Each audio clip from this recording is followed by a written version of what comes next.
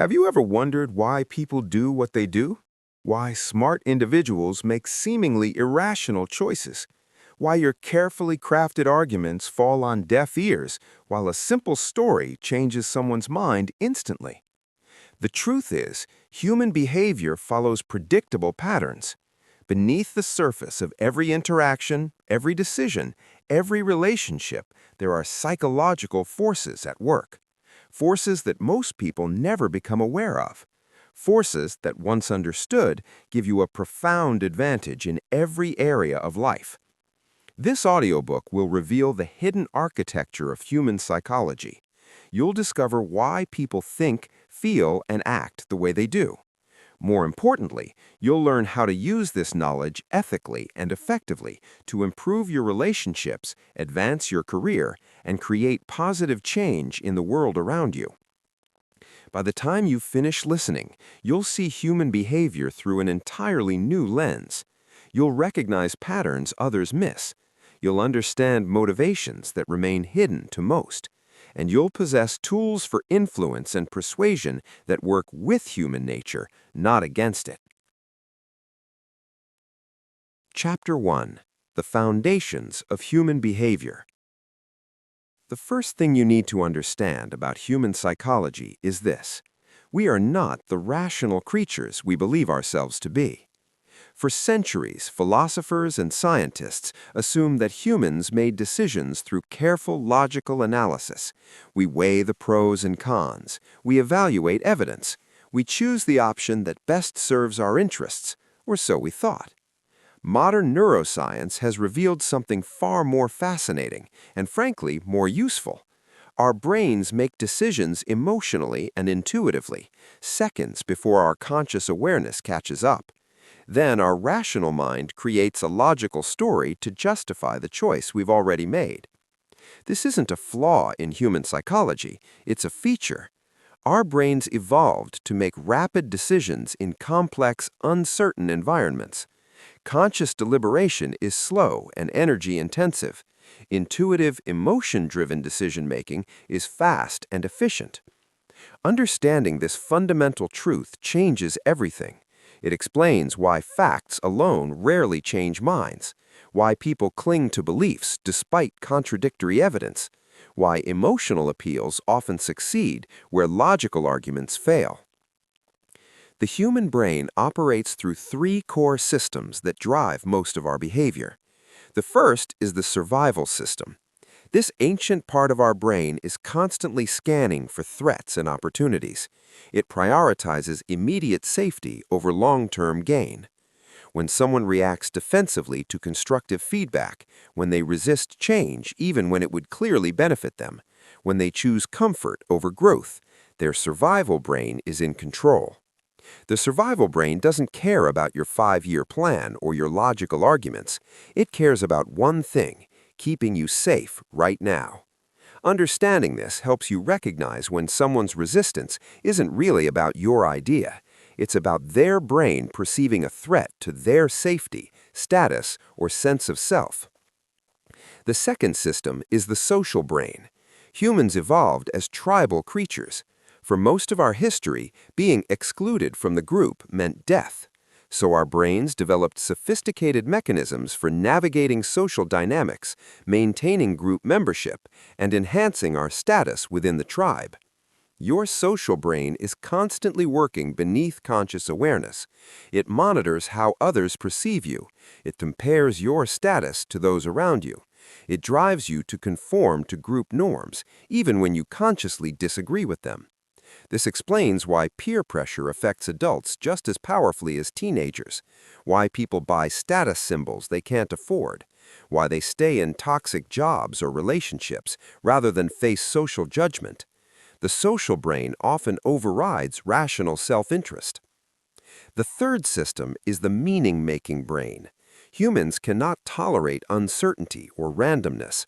We compulsively create narratives to explain our experiences, even when those explanations are inaccurate. This system filters information through the lens of your existing beliefs. It seeks evidence that confirms what you already think, while dismissing contradictory data. It creates coherent stories from ambiguous events. This is why two people can witness the same situation and construct completely different interpretations of what occurred. These three systems, survival, social, and meaning-making, operate automatically and unconsciously. Most people have no idea they're being influenced by them. They believe their thoughts are entirely their own, their decisions are rational, and their interpretations are objective. But here's the crucial insight. Once you understand these systems, you gain tremendous clarity about human behavior. You stop taking reactions personally because you recognize they're often responses to unconscious triggers, not deliberate choices. You stop being confused by seemingly irrational behavior because you can see the hidden logic driving every action. Most importantly, you can begin to recognize when these systems are controlling your own behavior, and awareness is the first step towards freedom.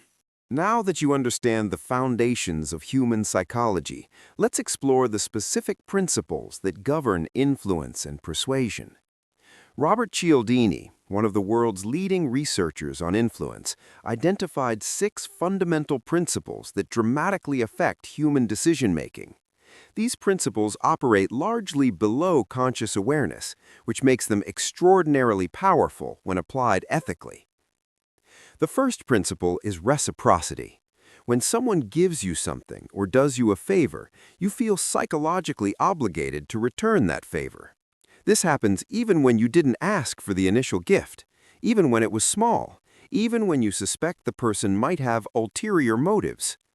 Reciprocity is hardwired into human psychology because reciprocal exchange was essential for survival in ancestral environments. Those who failed to reciprocate were ostracized from the group. The key to using reciprocity ethically is to provide genuine value without expecting immediate returns. When you help someone solve a problem, share useful knowledge, or make their life easier, you create psychological credit. Later, when you make a request, their brain instinctively wants to balance the social ledger. But reciprocity works best when it's authentic.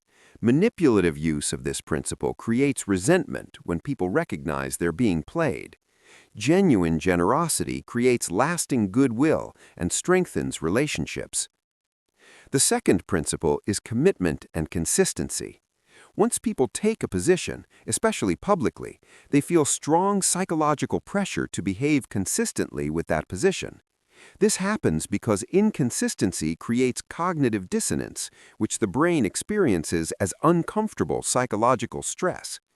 This explains why people defend decisions long after those decisions stop serving them.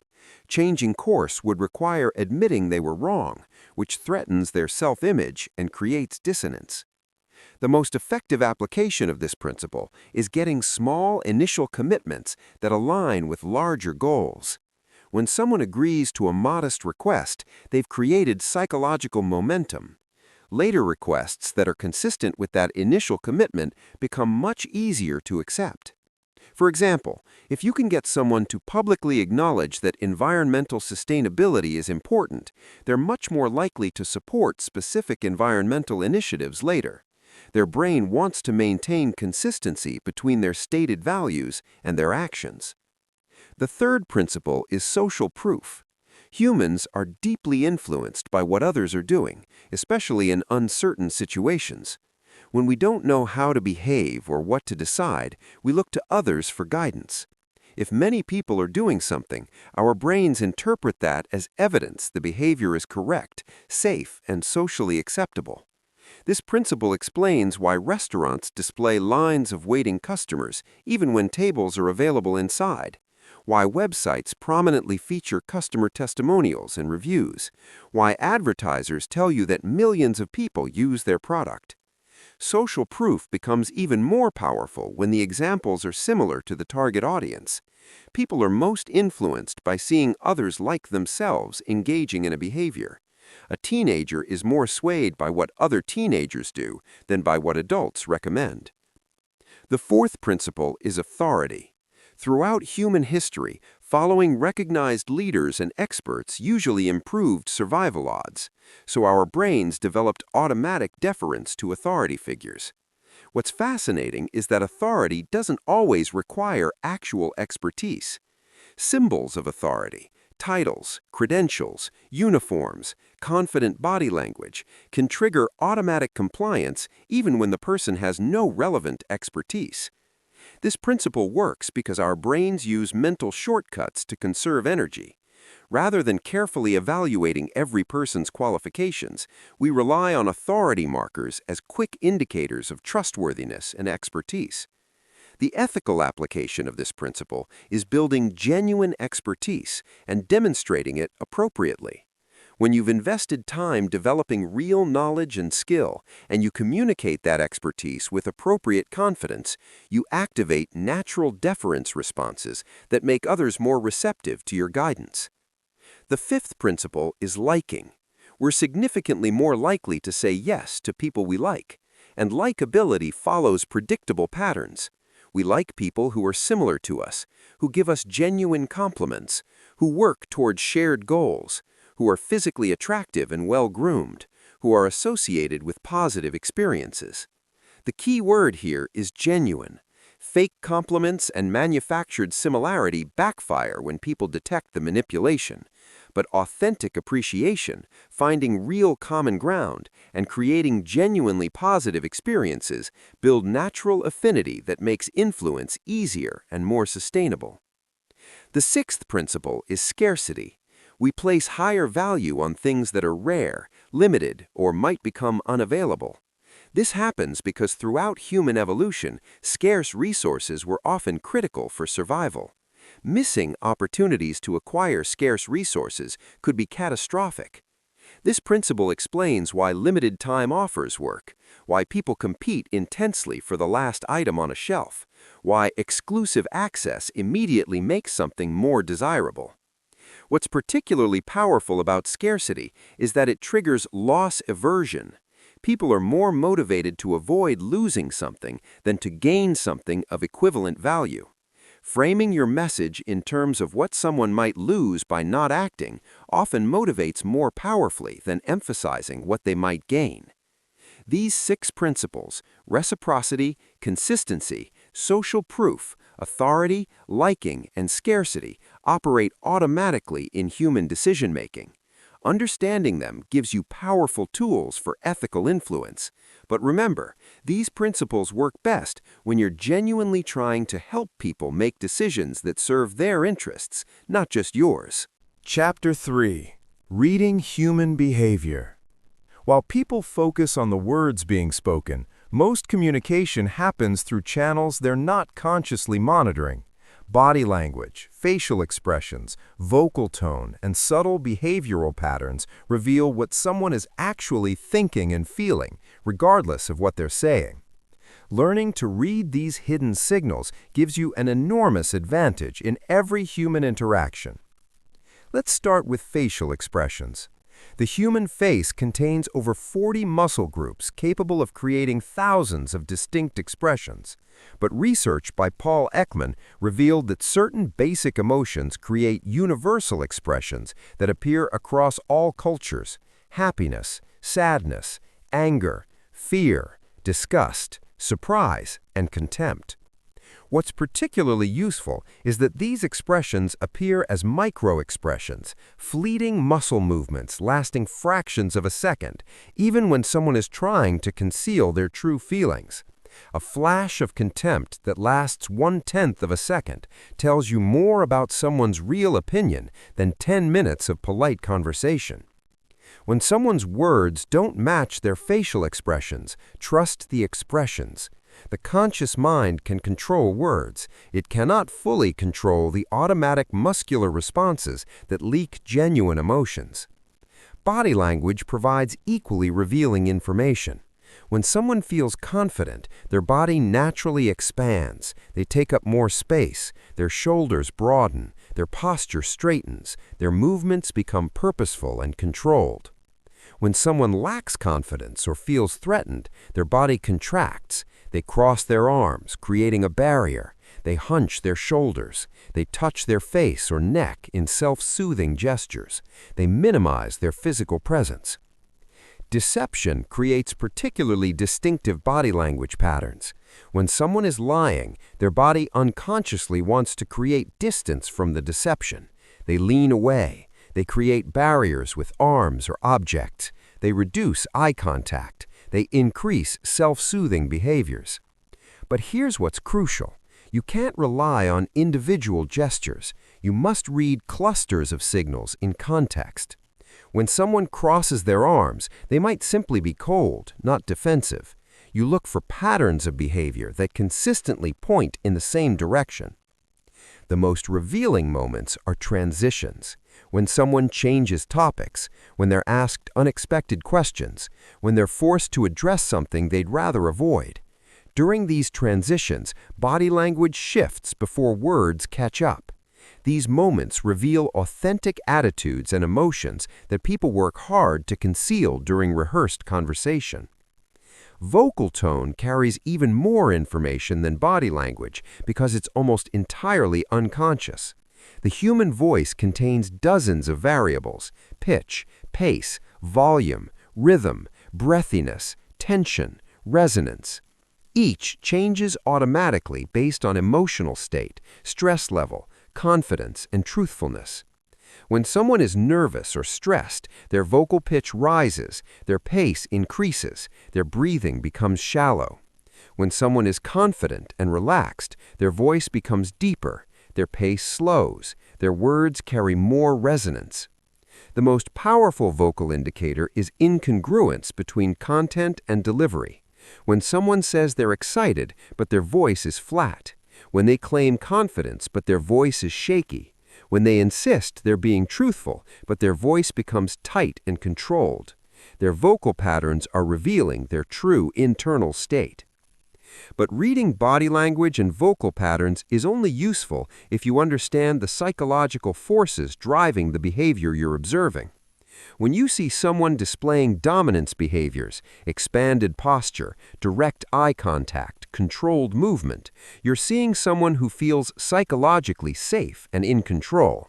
They're likely to be more willing to take risks, make decisions quickly, and resist influence attempts.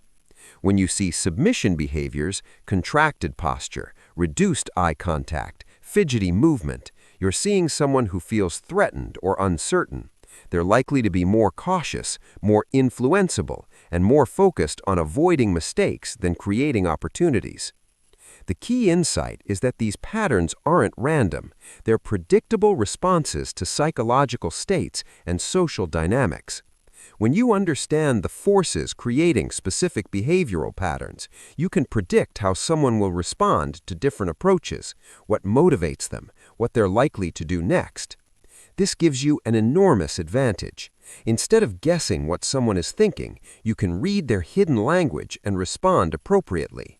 Instead of being confused by mixed signals, you can see the unconscious patterns explaining seemingly contradictory behavior. Chapter 4. The Art of Persuasion.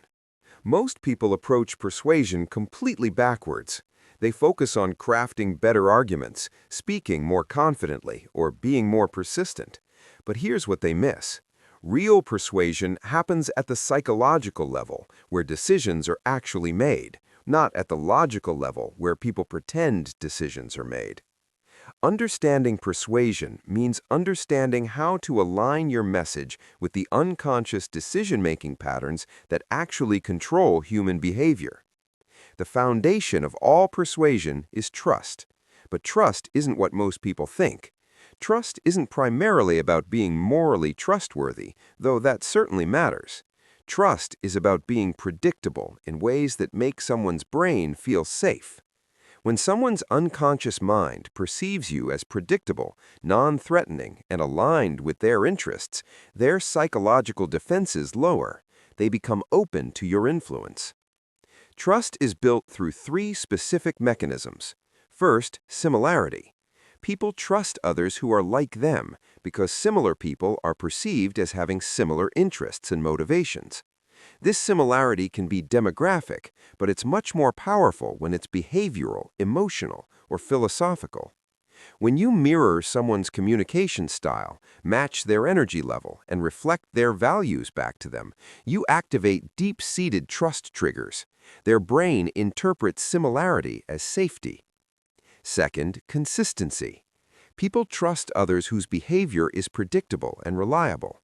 When you do what you say you'll do, when you show up consistently, when your behavior aligns with your stated values, you demonstrate the kind of predictability that makes someone's brain classify you as safe and trustworthy. Inconsistency triggers threat detection systems. It makes persuasion nearly impossible because the person's brain remains in defensive mode. Third, competence. People trust others who demonstrate the ability to deliver results in areas that matter to them. This competence doesn't have to be in the exact area where you're seeking influence, but it does have to be visible and relevant. When you demonstrate expertise, share valuable insights, or solve problems effectively, you build competence-based trust that transfers to other areas of interaction. Once trust is established, persuasion becomes a matter of psychological positioning. The most powerful persuasion technique is reframing. This means changing how someone thinks about a situation without changing the facts of the situation. Every situation can be interpreted multiple ways. Whichever interpretation dominates someone's thinking determines their emotional response and behavioral choices. When you want someone to take action, you reframe the situation as an opportunity rather than a risk. When you want someone to change their mind, you reframe new information as consistent with their existing beliefs rather than contradictory to them. When you want someone to say yes, you reframe the request as aligned with their goals rather than as a favor for you. The key to effective reframing is understanding someone's psychological priorities. Everyone has unconscious hierarchies of what matters most: security, status, freedom, connection, achievement, meaning.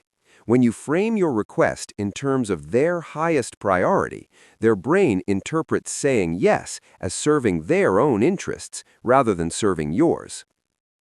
Another fundamental persuasion principle is choice architecture. The way options are presented dramatically influences which options someone chooses, even when the underlying options remain exactly the same. People don't evaluate choices in absolute terms.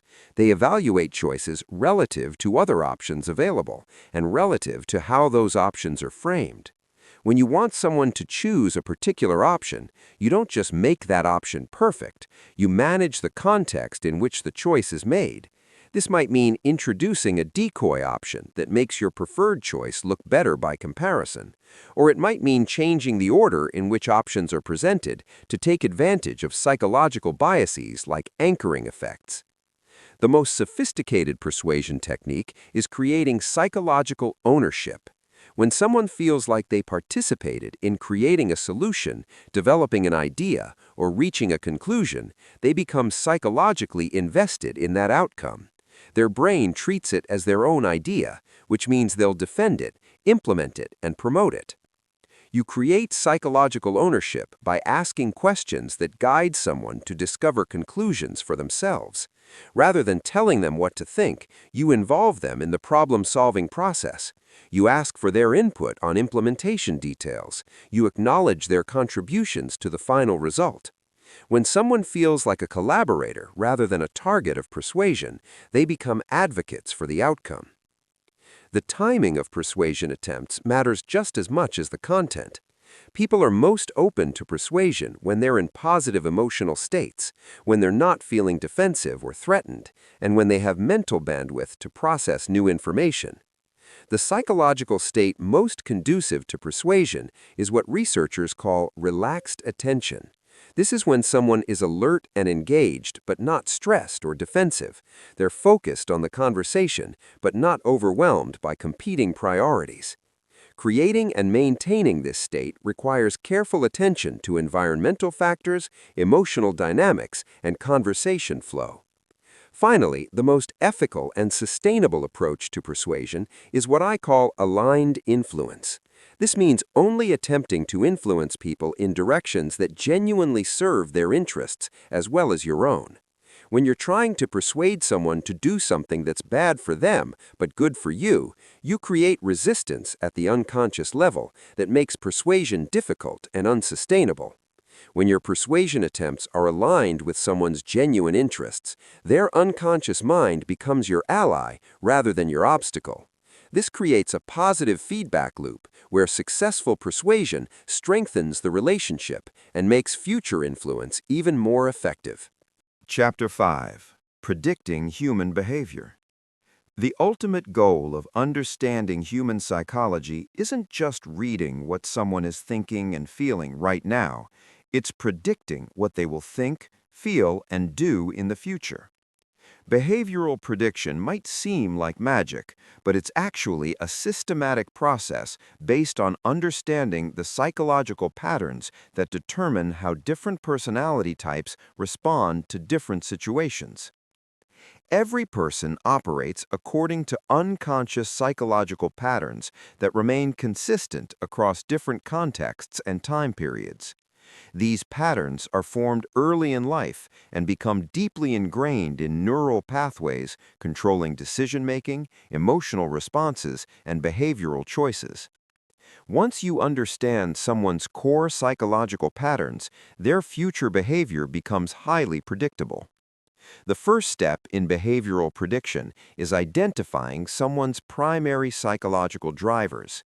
Everyone is motivated by a combination of basic human needs: security, significance, variety, connection, growth, and contribution. But each person has a unique hierarchy of these needs that determines their priorities, fears, and decision-making criteria. Someone whose primary driver is security will consistently choose options that minimize risk, preserve stability, and protect what they already have. They'll resist change even when it would benefit them. They'll prefer proven solutions over innovative approaches. They'll prioritize safety over opportunity. Someone whose primary driver is significance will consistently choose options that enhance their status, recognition, and sense of importance. They'll take risks if those risks come with potential for increased recognition. They'll prefer being a big fish in a small pond over being anonymous in a large organization. They'll prioritize being right over being effective. Understanding these primary drivers allows you to predict with high accuracy how someone will respond to proposals, challenges, and decisions. The second step in behavioral prediction is understanding stress response patterns. Everyone has predictable ways of responding when they feel threatened, overwhelmed, or under pressure. These stress responses are automatic and unconscious, but they reveal core aspects of personality that remain consistent across situations. Some people respond to stress by becoming more controlling and directive. Others respond to stress by becoming more collaborative and consensus-seeking. They'll slow down decision-making, involve more people in the process, and focus on maintaining relationships even while addressing problems. Some people respond to stress by withdrawing and becoming analytical. They'll gather more information, delay decisions until they feel more certain, and prefer to solve problems independently. These stress response patterns are incredibly useful for behavioral prediction because stress situations reveal authentic personality characteristics that people often mask during normal circumstances. The third step is understanding cognitive biases and decision-making shortcuts. Everyone uses mental shortcuts called heuristics to process information and make decisions quickly. These shortcuts are generally useful, but they create predictable patterns of error and bias. Some people have strong confirmation bias, meaning they seek information confirming what they already believe while ignoring contradictory data. Once you identify this pattern, you can predict they'll be resistant to new ideas challenging their worldview. Some people have strong availability bias, meaning they overweight information that's easily recalled while underweighting abstract or statistical information. Once you identify this pattern, you can predict they'll be strongly influenced by recent events, personal experiences, and vivid stories. The fourth step is understanding values hierarchies. Everyone has unconscious rankings of what's most important to them: family, achievement, creativity, justice, autonomy, security. These values hierarchies determine how people make trade-offs when different options serve different values. Someone who values achievement above security will consistently choose challenging opportunities over comfortable situations, even when those opportunities involve significant risk. Someone who values family above career advancement will consistently choose options preserving family relationships over options enhancing professional success. Understanding someone's values hierarchy allows you to predict their behavior in complex situations where multiple factors compete for attention. The final step is understanding unconscious relationship patterns. Everyone has typical ways of relating to authority figures, peers, subordinates, and strangers that remain consistent across different relationships and contexts. Some people unconsciously seek approval from authority figures, which means they'll modify their behavior to please bosses, experts, and high-status individuals. Some people unconsciously resist authority, which means they'll question directives, challenge conventional wisdom, and prefer making their own decisions. When you combine understanding of psychological drivers, stress responses, cognitive biases, values hierarchies, and relationship patterns, you develop an incredibly accurate model for predicting how someone will behave in virtually any situation. This predictive advantage gives you enormous advantages in negotiations, leadership, relationships, and any other context where understanding human behavior matters. Chapter 6. Emotional Intelligence and Control. Most people believe emotions are something that happen to them, random psychological events they must endure or fight against. This belief keeps them trapped in reactive patterns that sabotage their success, relationships, and decision-making ability. But neuroscience has revealed something different. Emotions are not random events. They are predictable psychological responses that can be understood, managed, and strategically deployed to achieve your goals. The first thing you must understand is that emotions are created by your unconscious interpretation of events, not by the events themselves. Two people can experience the exact same situation and have completely different emotional responses because their brains are interpreting the situation differently. This means emotional control isn't about suppressing feelings or pretending they don't exist. It's about changing the unconscious interpretations that create emotions in the first place. Your brain operates according to what neuroscientists call predictive processing. Your brain constantly tries to predict what will happen next based on past experiences and current information. When reality matches your brain's predictions, you feel calm and in control.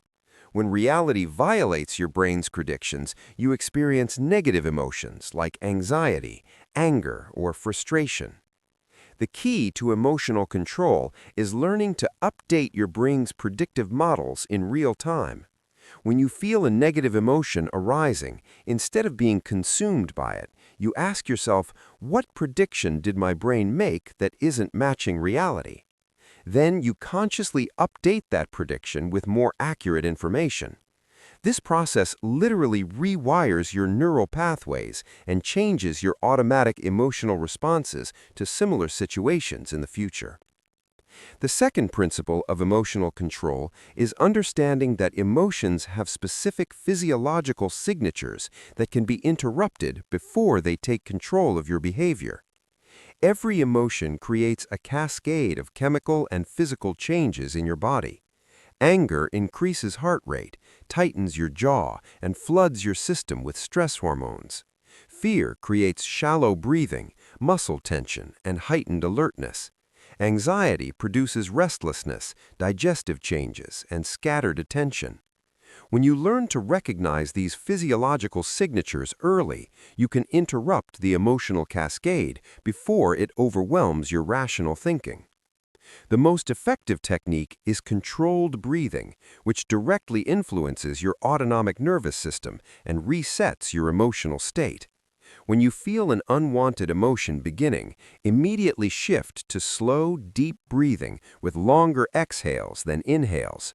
This activates your parasympathetic nervous system and prevents the emotion from escalating into reactive behavior. The third principle is strategic emotional positioning. Instead of trying to eliminate negative emotions entirely, you learn to position yourself emotionally in ways that serve your goals. Different emotional states create different cognitive capabilities. The most psychologically sophisticated people deliberately cultivate emotional states that enhance their performance in specific situations. When you need to be creative or innovative, you cultivate positive emotions like curiosity and excitement because these states broaden your thinking and increase your ability to see new connections. When you need to analyze complex problems or make careful decisions, you cultivate neutral emotions like calm focus because these states narrow your attention and increase analytical precision. When you need to negotiate or influence others, you cultivate confident emotions, like controlled intensity, because these states project authority and make others more likely to defer to your judgment. The fourth principle is emotional contagion. Human emotions are highly contagious because of mirror neurons in your brain that automatically mimic the emotional states of people around you. Most people are completely unconscious of this process, which means they're constantly absorbing other people's emotions and mistaking those emotions for their own authentic feelings. When you master emotional contagion, you flip this dynamic completely.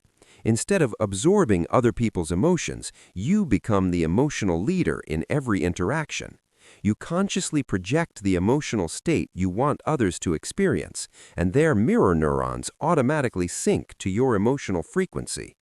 This gives you tremendous influence over group dynamics, negotiations, and relationship outcomes. The most advanced level of emotional control is what could be called emotional redirection. Instead of fighting against difficult emotions or trying to suppress them, you learn to redirect their energy towards productive outcomes. Anger can be redirected into focused determination. Anxiety can be redirected into careful preparation. Frustration can be redirected into creative problem solving. Fear can be redirected into heightened awareness and strategic caution. This redirection process requires understanding that emotions are not inherently positive or negative. They are sources of energy and information that can be channeled in constructive or destructive directions. When you experience a strong emotion, instead of judging it as good or bad, you ask, "What is this emotion trying to tell me? How can its energy be used to serve my goals?" The final aspect of emotional control is developing what psychologists call emotional granularity. Most people have very limited emotional vocabularies and lump complex feelings into broad categories like good or bad, happy or sad, stressed or relaxed. This emotional imprecision makes it impossible to respond appropriately to what you're actually feeling. When you develop emotional granularity, you can distinguish between dozens of different emotional states and understand the specific message and energy each emotion provides. You can tell the difference between anxiety about uncertainty and anxiety about inadequacy, between anger about injustice and anger about loss of control, between excitement about possibility and excitement about competition. This precise emotional awareness allows you to respond to emotions with surgical precision rather than broad emotional reactions that often make situations worse rather than better. Chapter 7. Defending Against Manipulation. Every single day, you encounter psychological manipulation attempts designed to control your behavior and shape your decisions in ways that serve other people's interests rather than your own. Most of these manipulation attempts succeed because people don't recognize them as manipulation. They appear as normal social interaction, helpful advice, or reasonable requests. The first step in defending against manipulation is understanding that manipulation isn't always malicious or conscious. Many people manipulate others unconsciously because they've learned that certain psychological tactics get them what they want. The effect on you is the same regardless of their intentions. Conscious manipulators are a different category entirely. These are people who deliberately study psychological vulnerabilities and exploit them systematically. Understanding their techniques is essential for protecting yourself from psychological exploitation. The foundation of all manipulation is creating artificial urgency or scarcity that bypasses your rational decision-making process. Manipulators know that when you feel pressured to decide quickly, you're more likely to rely on emotional impulses rather than careful analysis. They create time pressure through phrases like, "This offer expires tonight," or "I need an answer right now," or "If you don't act immediately, you'll miss this opportunity." The defense against artificial urgency is the 24-hour rule. Whenever someone pressures you to make an immediate decision, especially involving money, commitments, or significant changes to your life, you automatically invoke a 24-hour waiting period. You tell them you need time to consider their proposal, and you refuse to engage with pressure tactics designed to override this boundary. Real opportunities don't disappear because you take time to think. Manipulative opportunities are designed to evaporate under scrutiny, which is why manipulators always create artificial time pressure. The second major manipulation technique is emotional guilt and obligation. Manipulators make you feel like you owe them something, like you're being selfish or ungrateful if you don't comply with their requests, or like you're responsible for their emotional well-being. They use phrases like, "After everything I've done for you," or "I thought you cared about me," or "You're being selfish." The defense against guilt manipulation is understanding that you are never responsible for other people's emotions, choices, or outcomes. You can be considerate and caring without being obligated to sacrifice your own interests for someone else's emotional management. When someone tries to make you feel guilty for setting boundaries or making choices that serve your interests, that's a red flag they're attempting to manipulate you.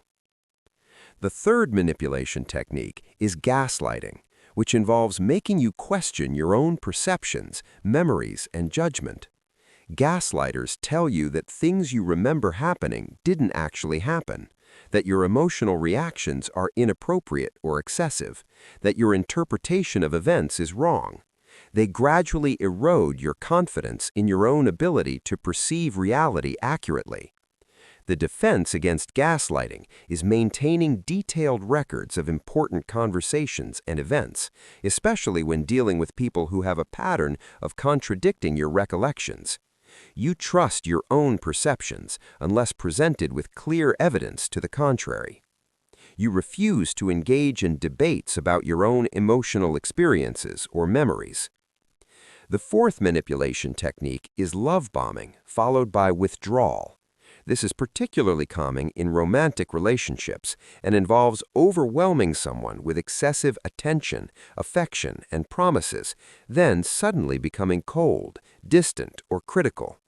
This creates an addiction-like cycle where you become desperate to regain the intense, positive attention you experienced initially.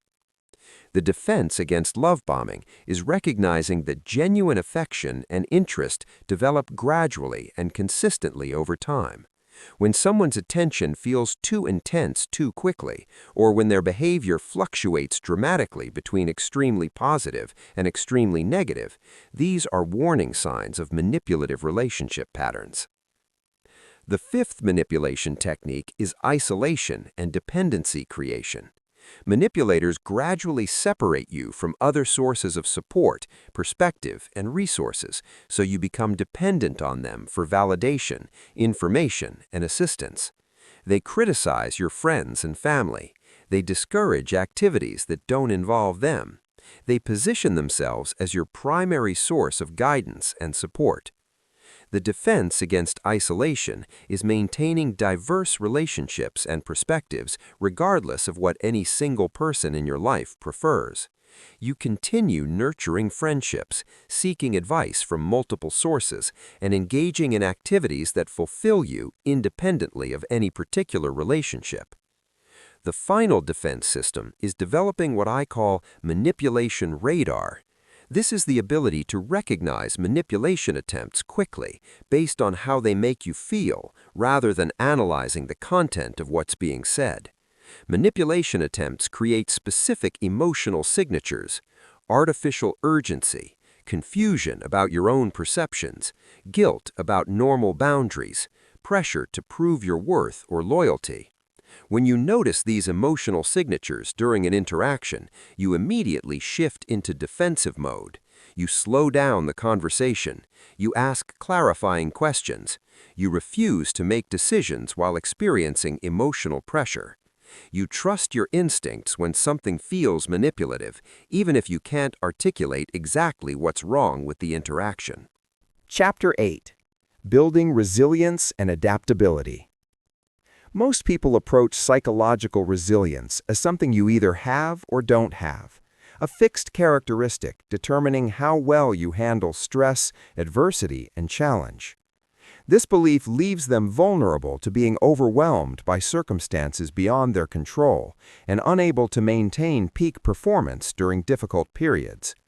But psychological resilience is actually a set of learnable skills that can be systematically developed to create unshakable mental fortitude regardless of external circumstances. The foundation of psychological resilience is cognitive flexibility, the ability to shift between different mental frameworks and adapt your thinking to match changing situations. Most people get psychologically stuck because they become rigidly attached to particular interpretations of events, specific outcomes they're trying to achieve, or fixed ideas about how things should work.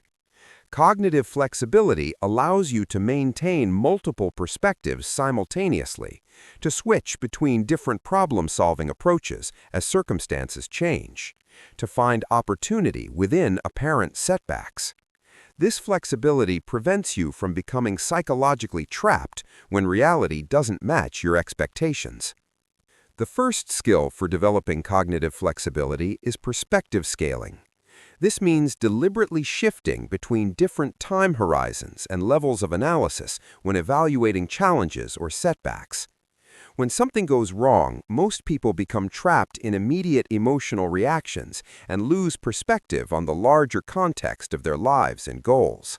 Perspective scaling involves systematically asking yourself, how will this situation matter in 1 week, 1 month, 1 year, 5 years?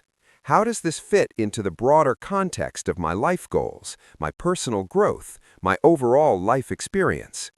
This process usually reveals that most daily stressors and setbacks are much less significant than they feel in the immediate moment.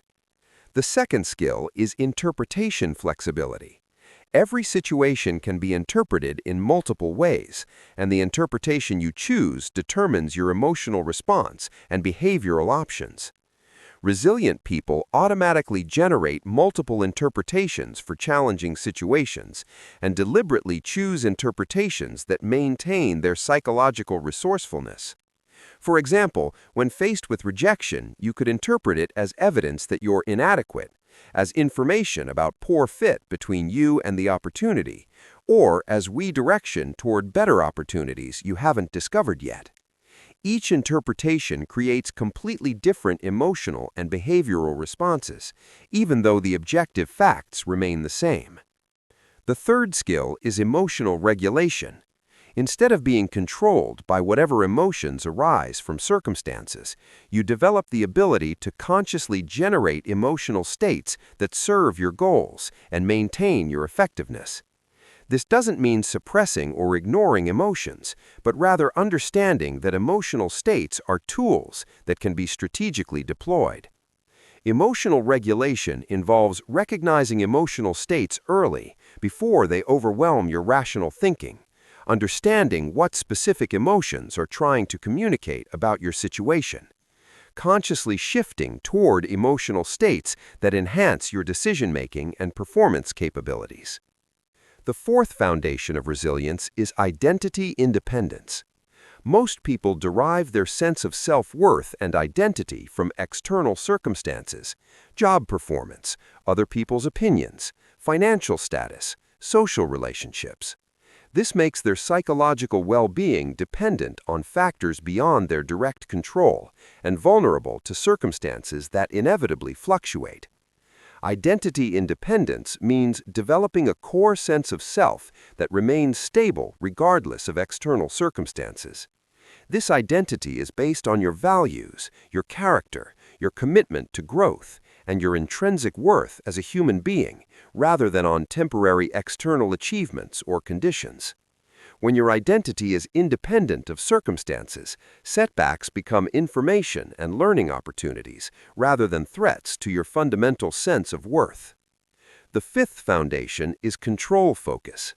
Resilient people automatically distinguish between factors within their control and factors outside their control, then focus their attention and energy exclusively on factors they can actually influence.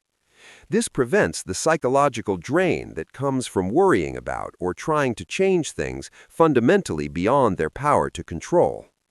Control focus involves identifying your sphere of influence in any situation, accepting factors outside that sphere without psychological resistance, and channeling all your mental and emotional resources toward areas where your actions can actually make a difference. This focus creates a sense of personal agency and effectiveness, even in challenging circumstances. The sixth foundation is meaning-making capability. Humans are meaning-making creatures who must find purpose and significance in their experiences to maintain psychological well-being. Resilient people are skilled at finding constructive meaning in even difficult or painful experiences, rather than allowing those experiences to feel random, pointless, or purely negative. This doesn't mean pretending that bad things are good or that painful experiences are pleasant. It means finding ways that challenges contribute to your growth, strength, wisdom, or character development. The seventh foundation is support network activation. No one maintains resilience in complete isolation. Psychological fortitude requires knowing when to seek help, having access to people who can provide different types of support, and being skilled at utilizing social resources. Effective support networks include people who can provide practical assistance, emotional understanding, objective perspective, and accountability. Resilient people consciously cultivate these relationships during good times, so they're available during challenging periods. Building psychological resilience isn't about becoming emotionless or avoiding all stress and challenge. It's about developing the mental skills and emotional capabilities that allow you to maintain your effectiveness, decision-making ability, and psychological well-being regardless of external circumstances. This resilience becomes a competitive advantage that allows you to perform at your best when others are overwhelmed and to see opportunities that others miss during difficult periods.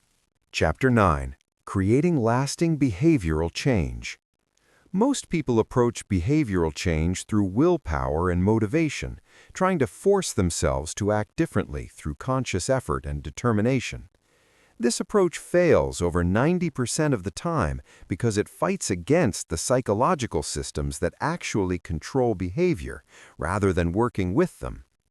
Understanding habit psychology allows you to create lasting behavioral change by aligning your conscious goals with your unconscious behavioral programming.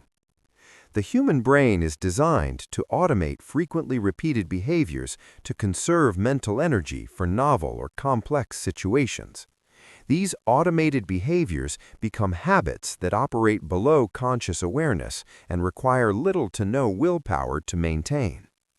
The key to lasting behavioral change is not fighting against your brain's automation systems, but rather programming them with the behaviors you want to become automatic.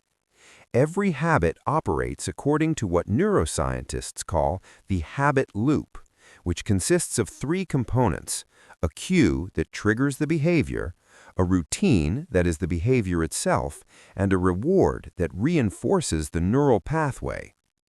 Most people focus exclusively on trying to change the routine, but lasting change requires understanding and modifying all three components of the habit loop. The first step in habit modification is cue identification and design.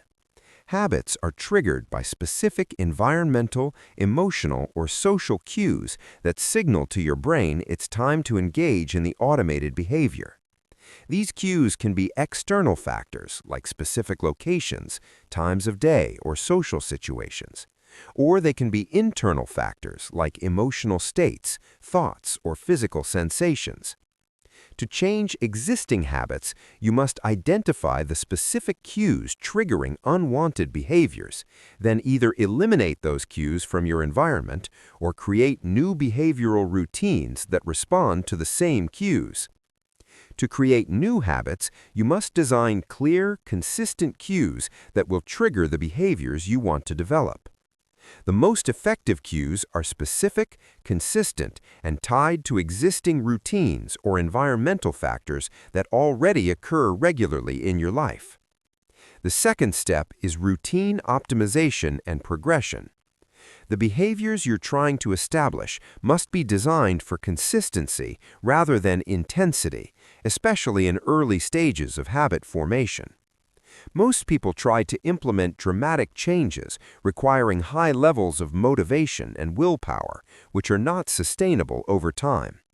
Effective habit routines start extremely small and gradually increase in complexity or intensity as the behavior becomes more automated. For example, if you want to develop an exercise habit, you might start with a commitment to put on workout clothes every day, rather than committing to an hour-long workout routine. Once putting on workout clothes becomes automatic, you can add walking around the block, then gradually build toward more intensive exercise routines. The key principle is that consistency is more important than intensity during habit formation. It's better to do a small version of the behavior every day than an intensive version inconsistently. The third step is reward system optimization.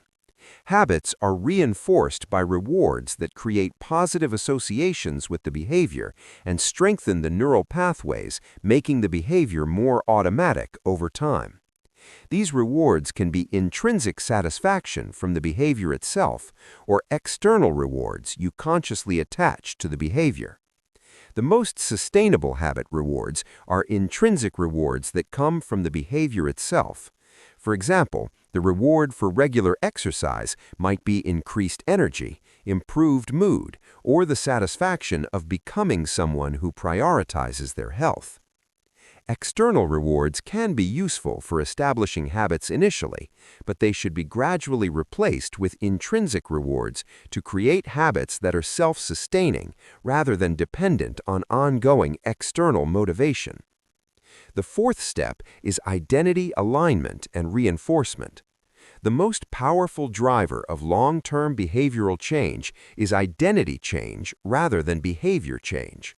When you shift your identity to align with the behaviors you want to maintain, those behaviors become expressions of who you are, rather than things you force yourself to do.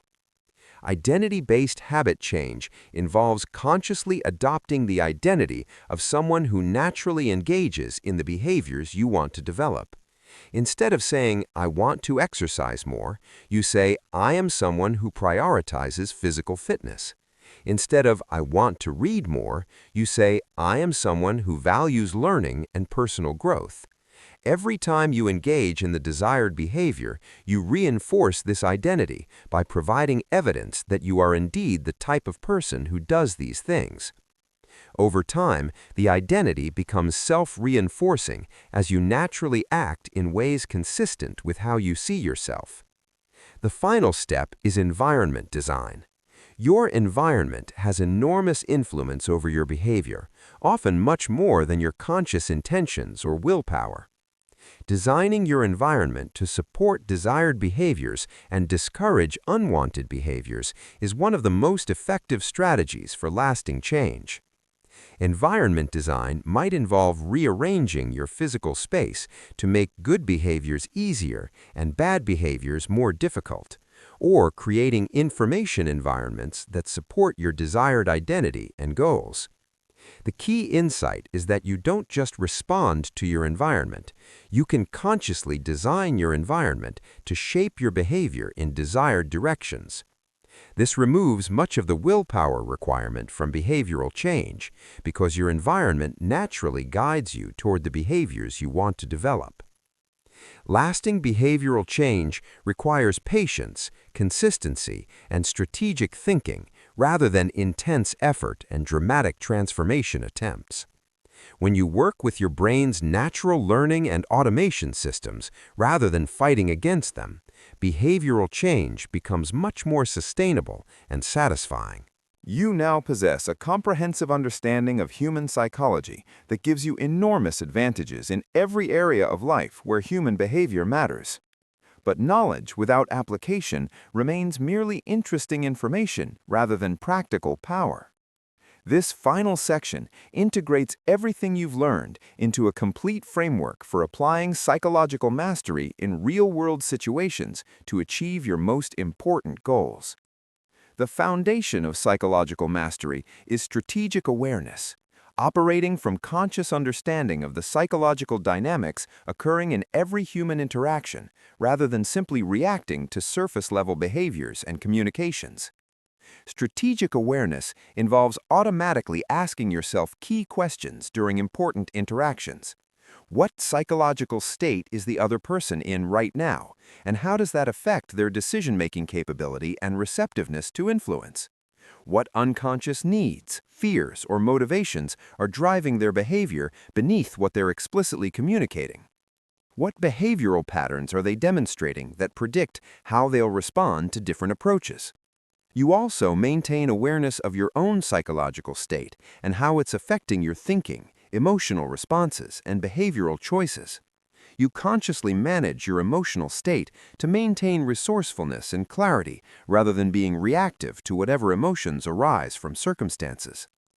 The second level of the framework is interaction design, consciously structuring conversations, meetings, and social encounters to create optimal conditions for achieving your objectives.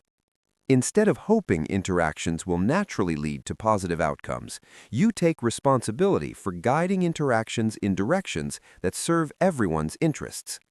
Interaction design begins before the interaction, with understanding what you want to accomplish, what the other person's likely priorities and concerns are, and what approach is most likely to create mutual satisfaction with the outcome. During the interaction, you monitor psychological dynamics and adjust your approach based on real-time feedback about how your communication is being received. You notice when someone becomes defensive, disengaged, or resistant, and you shift your approach to re-establish psychological safety and openness. The third level is influence orchestration, systematically applying the principles of persuasion and behavioral psychology to create outcomes that serve your goals while providing genuine value to others. This isn't manipulation because it's based on creating mutual benefit rather than one-sided advantage. Influence orchestration involves understanding what someone's primary motivations and psychological drivers are, then framing your requests and proposals in ways that align with those drivers. You provide value before asking for anything in return. You build trust through consistency and competence. You create social proof supporting the actions you're encouraging. The fourth level is relationship architecture, consciously building and maintaining relationships that provide mutual value over extended periods of time. Instead of focusing only on immediate transactions or interactions, you think strategically about how to create relationships that become more valuable for both parties over time.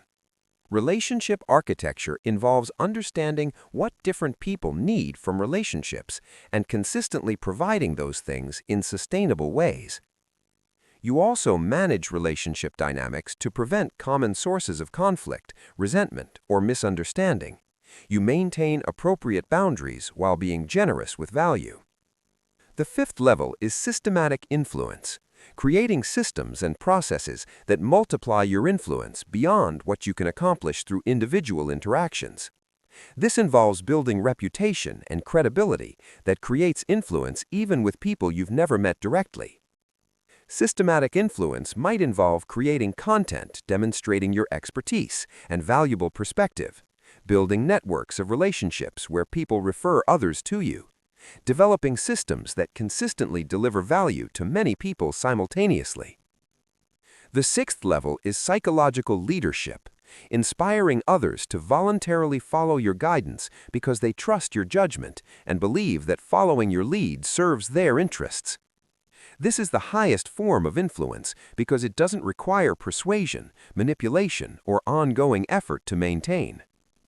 Psychological leadership is built through consistently demonstrating competence in areas that matter to others, making decisions that benefit the group rather than just yourself, maintaining integrity between your stated values and your actual behavior.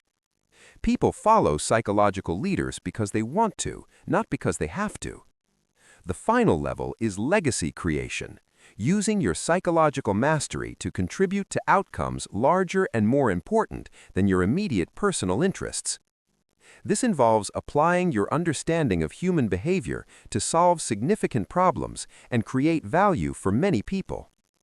Legacy creation represents the most fulfilling application of psychological mastery because it aligns your influence capabilities with meaningful purposes that create lasting impact.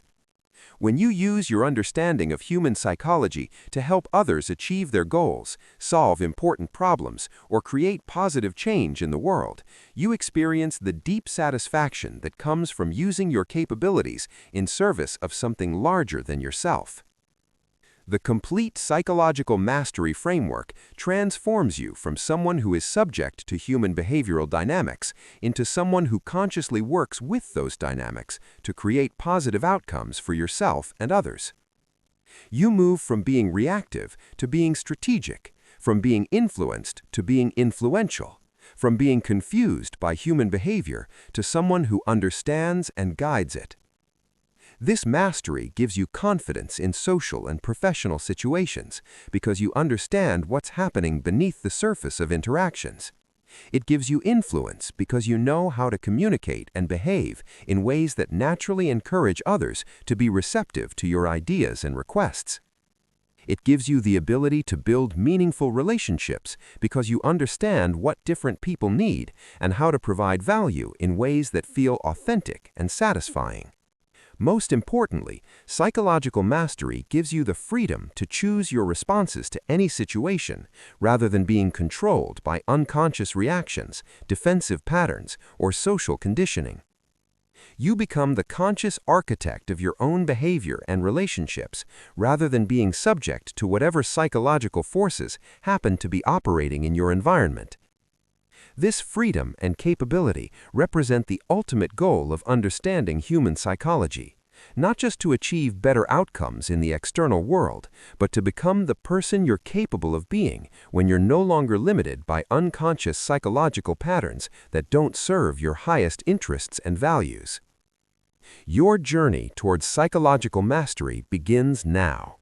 Take what you've learned and apply it thoughtfully, ethically, and strategically in your daily interactions. Observe the results, refine your approach, continue learning. The more you practice these principles, the more natural they become. What starts as conscious technique eventually becomes intuitive wisdom. What begins as strategic advantage evolves into genuine connection and authentic influence. Use this knowledge well. Use it ethically. Use it to create value for others as you pursue your own goals. And remember, true mastery isn't about controlling others. It's about understanding them so deeply that you can create outcomes where everyone wins.